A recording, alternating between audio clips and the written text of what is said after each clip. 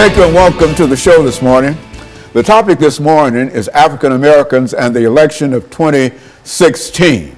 And we have with us to talk about the election of 2016 and the impact on African American citizens, Dr. Lewis Baldwin from Vanderbilt University formerly.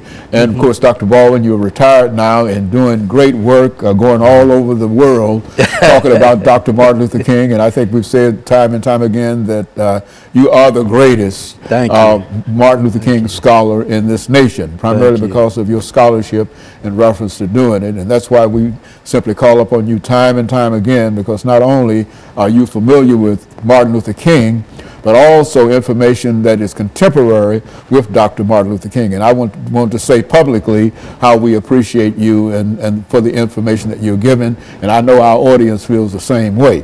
But let's start off this African Americans and the election of 2016, Dr. Baldwin.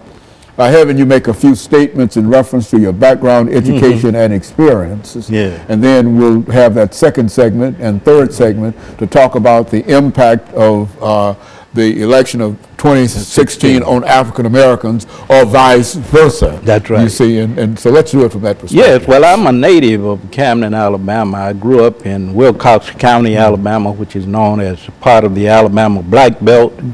I grew up there in the late 40s and the 50s and early 60s, was exposed to much of what went on in terms of the civil rights movement in the Alabama Black Belt, and that instilled in me, I think, a deep interest in politics. As you well know, the civil rights movement was about not only the advancement of civil rights, but also about political rights, economic improvement in the black community, etc. So I was introduced very early to those kinds of values. Grew up in Camden, Alabama, attended the public schools in Camden, Alabama, graduated from Camden Academy High School in 1967. And in the fall of 1967, I matriculated at Talladega College in Talladega, Alabama, and at that point, 1967 to 71, I not only majored in history and minored in political science, I was also involved in some of the demonstrations at Talladega College. So I graduated at Talladega in 1971 with a degree in history, went to Crozer Theological Seminary in Rochester, New York, was there for 3 years in the Master of Arts program, also received the Master of Divinity degree from Colgate Rochester Crozer Seminary, and from there to Northwestern University. In 1975, I graduated from Northwestern in 1980 with a PhD in the history of religion with a particular emphasis on Christianity. So that was the beginning of my interest in American politics, and particularly the impact of American political values and systems on the African American community.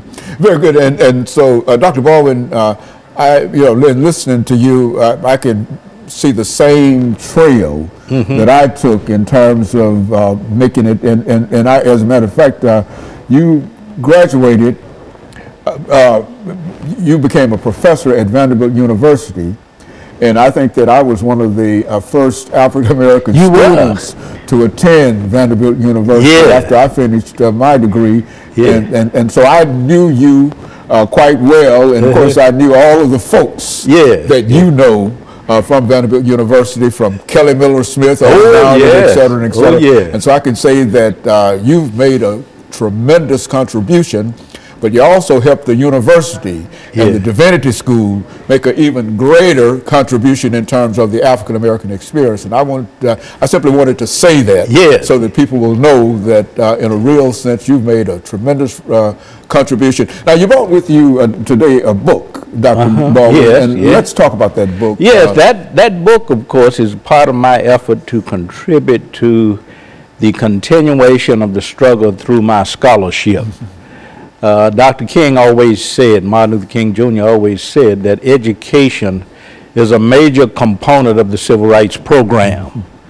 So I took that seriously, and in the course of my 30 to 35 years of teaching, I published a lot of books on Dr. King, and the book that you have in mind now, Behind the Public Veil, The Humanness of Dr. King, is an attempt to humanize a major figure in the civil rights movement. Very good. And of course, Dr. Baldwin, we're going to get ready for our first commercial break, and then we'll come back and we'll have about 8 minutes for the second segment, and we'll allow you to continue. We'll be back with our audience following this very, very short commercial break.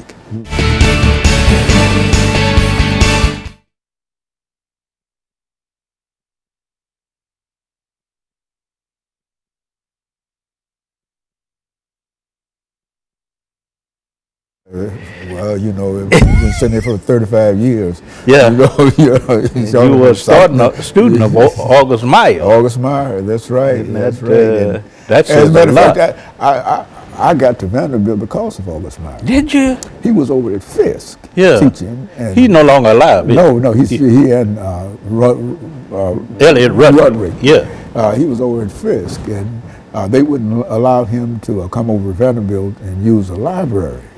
Oh, yes. And so when he left Fisk, he went to Kent State. And that's where I met him at. And I became one of his students. Okay. And after working a while, he said, you know where I want to send you? I want to send you back to Nashville, Tennessee. Yeah. I want you to go to Vanderbilt University. And I had a big old afro. Isn't that something? That's how I got But you were there with Darlene Clark. Darlene Clark and Bill... let's see, Darlene Clark. It's about 6 or 7 of us there. Okay. I was there. She's at Northwestern, I think. Is she still working? Has she retired yet? I'm not sure, but I know she was at Northwestern. She was at Michigan State. Then at Northwestern. Yeah, we were there together. We were both August Meyer students. We really had a good time in terms of studying under Dr. August Meyer, and he was a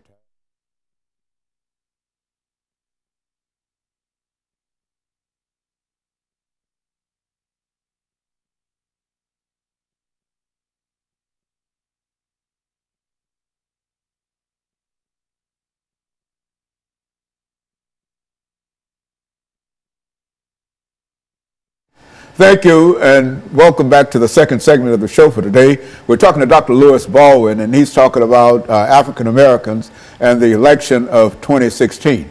Dr. Baldwin, let's see if we can continue this second segment by talking about some of the issues in this election that might have an impact upon African Americans and some of the consequences. I think that's very important. I would say that the issues confronting Black Americans in this election, of course, are the same issues confronting all Americans to some extent. We're very interested in education, very interested in jobs, in a living wage, you know, and also issues that have to do with child care, that kind of thing. But when you look at the Black community, you're also taking into account more specific concerns, such as the relationship of the African American community to law enforcement. We know the epidemic of police shootings over the last decade.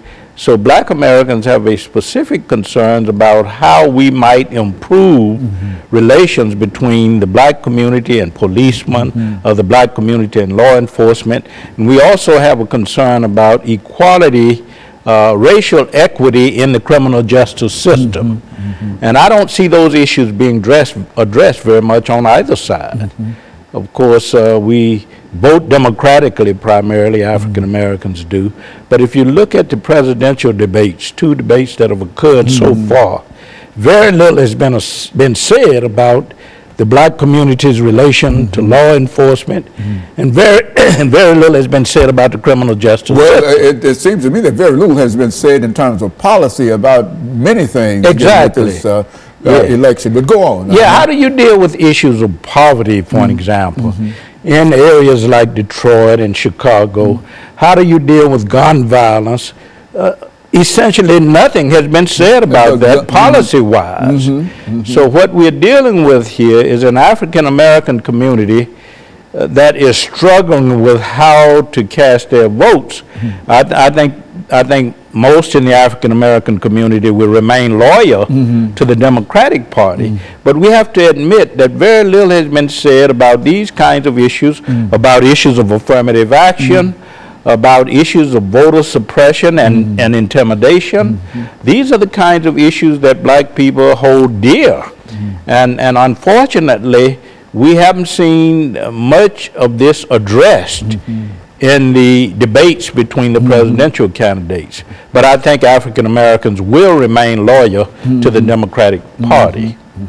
And you know, Dr. Baldwin, sometimes it appears that we've simply forgotten what the suffrage has done for African Americans. Exactly. You know, and I'm just hoping that there will be a renewed attempt on the part of our leaders to further enhance what we're trying to do at the ballot box. Exactly. If you look at the statistics now in the polls, I think we can say that 87% of African Americans will support the Democratic candidate. Of course, studies show since August of this year, 2016, that in some states 0% support the Republican candidate. And I've seen in other polls 1% to 8% for the Republican candidate. So what you see in these polls, of course, is the continuing loyalty of African Americans to a particular party system, the Democratic Party. But again, you know, the question remains, you know, to what extent have these party systems addressed the kinds of issues that African Americans hold dear? And I think that it's true, as you indicated, that we've seen very little information in reference to what the Democratic Party can and will do in terms of policy. But on the other hand, the other folks have said absolutely anything about it. Exactly. And usually what they refer to as dog whistles and all those kinds of old ideas of taking us back a century, almost a century. And that's the point you have to be careful about. How, to what extent will we turn back the clock? And I think you're quite right that the failure to address these issues means, of course, that what black Americans feel and what they cherish have really gotten lost in this election cycle. You don't hear much discussed at all about what we think, or what we feel, or what we think about the future, or the kinds of issues that we hold dear, the kinds of values that we cherish. And so it's a very strange election cycle. And I think it's summarized by the word, what have you got to lose? Exactly. And when you start summarizing everything and looking at a large percentage of the electorate from that perspective, it's really difficult to find out how, and I don't see how a party can survive with the kind of attitudes that many of them are taking toward not only Africans, but all minorities. Latino Americans, Muslim Americans, gay and lesbian Americans. You have to be very careful. I think you have to be able to respond with policy initiatives that speak to the concerns of all of these segments of our society. And unfortunately, we haven't heard very much about that at all. And of course, these debates that they're having really does not, in a real sense, produce any kind of information. It's a lot of showmanship and a lot of whatever, but really very little information in terms of what people will do. And charges back and forth, attacks back and forth, and very little in terms of policy initiatives and policy solutions to the problems that we all face as Americans, and more particularly what African Americans face. And we've been down for a long time in terms of the kind of aid and assistance that we need in terms of ability to do what we have to do. Exactly. We're concerned very much about our future in this country. What about the future of affirmative action initiatives? What about the future of voting rights? What about the future of pay equity and employment opportunities? What about the imprisonment of African Americans and the astonishing rate of incarcerations in this country. So, you know, that's a curious thing. As many folks that are being killed in the streets by guns. Exactly. Everybody's afraid to say anything about trying to the gun culture and how it is contributing to a culture of violence in our country, and particularly in the black community. We haven't heard much about that not at all. And of course, what we're doing is getting ready for the second commercial break, and we'll be back with our audience following this very, very short commercial break.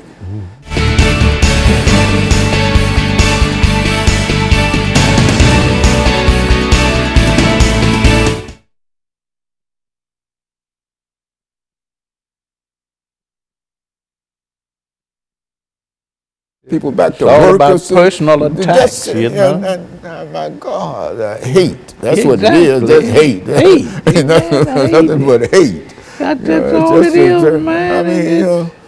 And hopefully, I hope it doesn't discourage, and I'd like to deal with that in the last segment. Okay. To what extent this might discourage turnout? I think it's going to promote turnout myself. You do? Oh, yes. Oh, yes. I think that we're going to have the greatest, black folks going to get out and vote. I think, and I think all the people who have felt disenfranchised going to get out and vote. Lord, and that benefits the Democratic Party. Yeah, that will benefit the Democratic Party. I just don't see any place where folks are going to stay at home. I mean, this thing has gotten too hot. Oh, yeah, for folks. You got to say something one way or the other. You know, that's what I told my son. I said, nah, and my grandson, I said, now, y'all, you tell your folks y'all got to get out and vote. I don't care who you vote for. But one other thing we need to deal with, I think, is to the extent to which the third party, the Libertarian Party, with Johnson, the extent to which he's ciphering off some black votes. That's right. That's right. Yeah. But I think Miss Clinton's going to win this thing. I'm sure. That's what all of the folks that I hear on television, MSNBC, CNN, Wall Street Journal, Huffington Post, they all show a victory. And I'm just praying that.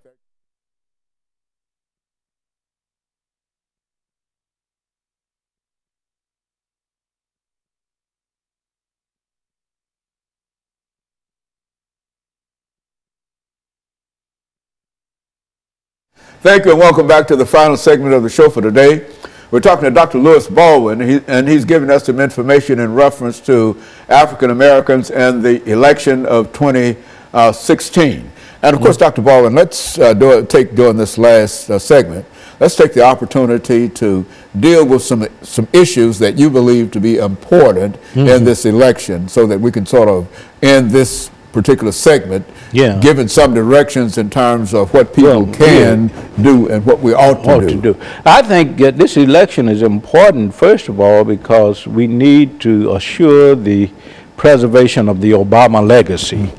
Obama has been very intentional about addressing health care issues, about addressing employment issues in the black community, criminal justice issue, the issues that pertain to law enforcement and its relationship to the black community. So we need to preserve his legacy in terms of pushing legislation that address the concerns for African Americans and women. We have to keep in mind that the Ledbetter Law or Act was signed by President Obama, which called for equal pay equity for women. So we first of all got to preserve his legacy for the black community, and I think that's very important for the black community. Another concern, of course, is how will this election cycle, and particularly the person who wins the office of president, how will that person address issues such as affirmative action, such as gun control, criminal justice, crime in black communities. I think that is very, very important. We look to the future, black Americans do. We've always looked to the future because we have had problems dealing with the past in many cases, and dealing with the present. We look to a future with hope. Things have to get better. Things have to get better. So we have a more hopeful view when it comes to the future. And I think black Americans today are looking for someone who will build on the Obama legacy. And I think most black Americans, studies show that 87% of blacks at least will vote for the Democratic candidate. And I think that most black Americans feel that the Democratic candidate, who happens to be Hillary Clinton, represents a better a better prospects, a better choice yes, for the future in terms of how our own platform in the black community will be advanced, not only in terms of the preservation of the Obama legacy, but building on that legacy in terms of what? Creating more jobs. There's unemployment in certain black communities at 58%. So how will the future president address those kinds of issues? How will the future president address the gun issue? Hillary Clinton has talked about gun control. Donald Trump has talked about the Second Amendment rights and how to extend those rights.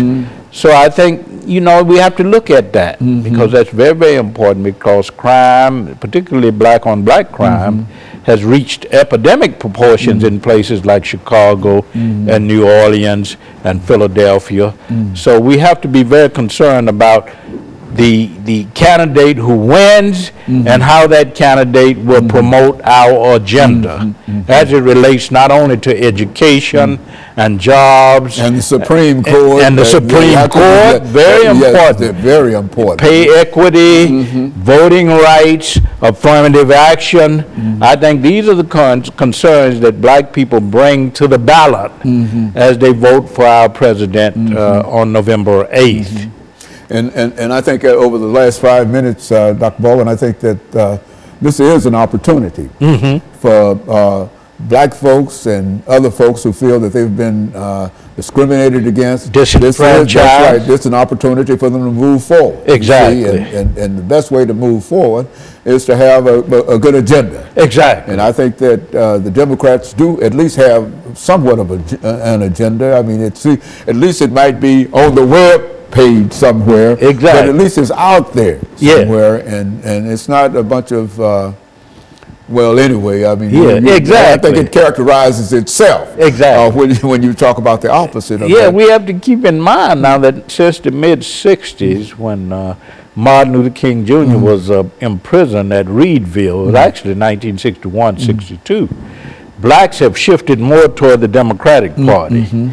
And they've shifted more toward the Democratic Party because they perceive the Democratic Party as being more in line with the kinds of concerns that they have, particularly as they relate to civil rights, affirmative action, the right to vote, etc. So I think most black Americans will, in this election cycle, support the Democratic ticket to the tune of at least 87%. If you look at President Obama in 2008, he got 93% of the black vote. In 2012, he got 95%. I don't think that the Democratic candidate would reach that. But I think the Democratic candidate will at least receive 85 to 87% of the black vote. Yeah, and I think that that's a very, very important statistic because it indicates that we can be very, very optimistic in terms. And I do believe, I know people have been somewhat pessimistic in reference to the participation of Africans in this particular election, but I feel a shutout coming up. Exactly. And sometimes I wake up at night in cold sweat, thinking that perhaps I might have to start looking for a Canadian route somewhere. Exactly. No, but seriously, I think that it is a real problem in terms of how we perceive ourselves and the threats. Yes, but so much is happening in terms of trying to discourage turnout. We see that I think on both sides to some extent, and particularly on the Republican side. This whole idea that the election will be rigged. Yes. And I personally don't subscribe to that thinking. I don't think many people. Yeah, I think we have in the United States, in this country, one of the most sophisticated systems of voting electoral politics, and I think that there's a lot of integrity there. So I don't subscribe to the arguments of those who think that the election will be rigged. But I do think that people of all races, of all ethnic backgrounds, nationalities, religious backgrounds will go to the polls and will vote their conscience. So I expect a lot of integrity as it relates to the electoral process. I don't expect anybody's going to be trying to cast 2 votes. Exactly. I often say that it's hard to get many of us to cast 1 vote. Exactly. Now, very seriously, you're going to get anybody to cast 2 votes. Go down there twice. Yes, I think that's it. So I think it would be an election characterized by integrity, and I think that this process in America, in our country, has more integrity than in other parts of the world. That's it. And if we don't have it, then how could we expect it to be anywhere else? Exactly. And in spite of what everybody say, this is indeed the greatest country in the world. Absolutely. And I feel it a privilege personally to be an American. I mean, I've never seen anything that we've done or whatever that would put me outside of being a citizen of the United States of America, in spite of all of the trials and tribulations that we've had in this country. I think that this is the best one for us. There's one thing we can claim, of course, is that our struggle has been toward the realization of participatory democracy. That's right. And we've been on that course. Yes, and I think we'll make it. I think we'll be very successful. Exactly. And so, Dr. Baldwin, during the last 45 seconds, let me thank you for bringing by again